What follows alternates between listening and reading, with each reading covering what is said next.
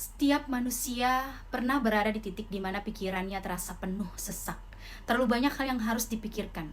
Terlalu banyak tekanan yang datang bersamaan. Dalam situasi seperti itu, logika sering kabur dan emosi mengambil alih. Kita mudah tersulut, panik, dan akhirnya membuat keputusan yang justru memperburuk keadaan. Namun di balik semua kekacauan itu ada satu kemampuan yang menentukan arah hidup seseorang. Kemampuan menjaga kejernihan pikiran. Pikiran yang jernih bukan berarti tidak punya masalah, tapi mampu melihat masalah tanpa tenggelam di dalamnya.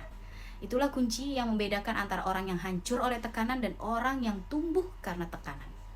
Menjaga kejernihan di situasi sulit bukanlah bakat, melainkan keterampilan yang bisa dilatih. Langkah demi langkah dengan kesadaran penuh dan ketenangan hati.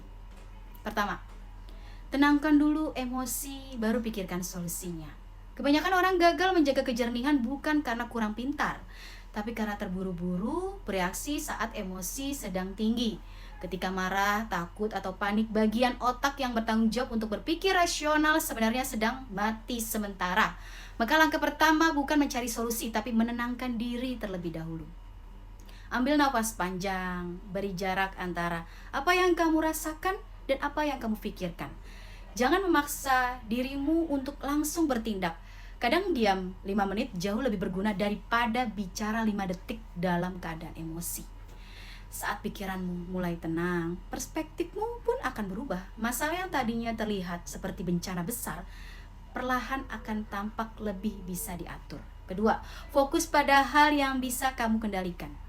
Salah satu sumber stres terbesar manusia adalah mencoba mengendalikan hal-hal yang di luar kendalinya. Kita ingin semua berjalan sesuai rencana, tapi hidup tidak pernah sesempurna itu. Jadi daripada menghabiskan energi untuk memikirkan hal-hal yang tidak bisa kamu ubah, arahkan fokusmu pada apa yang bisa kamu lakukan hari ini. Saat kamu fokus pada kendali diri, kamu mulai membangun rasa tenang. Rasa tenang dari dalam. Tidak peduli seberapa besar badai di luar, selama kamu tahu bagaimana mengarahkan pikiranmu, kamu akan tetap kokoh berdiri. Ingat, bukan situasi yang menentukan ketenanganmu, tapi cara kamu memandang dan merespon situasi. Itulah yang menentukan. Yang ketiga, latih diri untuk melihat dari sudut pandang yang lebih luas. Ya, ketika berada dalam masalah, kita sering terjebak pada pikiran sempit, seolah hidup hanya berputar di satu titik penderitaan. Padahal jika kita mundur sejenak dan melihat dari atas, semuanya tidak sebesar yang terlihat. Melatih diri untuk melihat dari perspektif luas adalah cara terbaik untuk mengembalikan kejernihan. Tanyakan pada diri sendiri, apakah masalah ini akan tetap penting 1 tahun ke depan? Jika tidak, mungkin kamu hanya sedang melebih-lebihkan kekhawatiranmu. Setiap peristiwa dalam hidup punya pelajaran tersembunyi, dan seringkali kita baru bisa menemukannya ketika berhenti mengasihani diri, lalu mulai mencari makna dari apa yang sedang terjadi. Keempat, jaga ketenangan melalui rutinitas kecil yang menenangkan pikiran.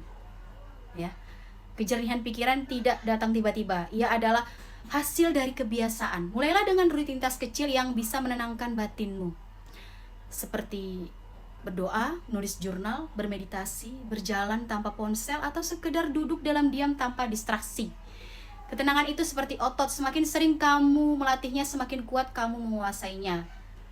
Ketika kamu punya ritual ketenangan, pikiranmu akan lebih cepat pulih setiap kali dihadapkan pada situasi sulit. Kamu tidak lagi mudah panik karena kamu tahu kemana harus kembali, yaitu ke pusat dirimu sendiri. Dari sanalah lahir kekuatan untuk tetap jernih, meski dunia di luar sedang berisik dan tidak menentu. Ya, 5, percaya bahwa badai tidak pernah datang tanpa maksud. Ya, ada satu hal yang selalu menenangkan pikiran di tengah kesulitan. Keyakinan bahwa semua ini tidak sia-sia, bahwa setiap badai yang datang membawa pelajaran, bukan sekedar penderitaan. Nah, saat kamu memandang kesulitan sebagai proses pembentukan, bukan hukuman, maka pikiranmu akan lebih jernih menghadapi apapun yang terjadi. Terkadang Tuhan tidak menghapus badai, tapi mengajarkan kita cara berlayar di dalamnya. Jadi berhentilah bertanya kenapa ini terjadi padaku, dan mulai bertanya apa yang bisa aku pelajari dari ini. Dengan begitu, bahkan dalam situasi yang paling rumit pun kamu tidak kehilangan arah, karena kamu tahu semua ini sedang menumbuhkanmu menjadi pribadi yang lebih kuat dan bijaksana. Oke,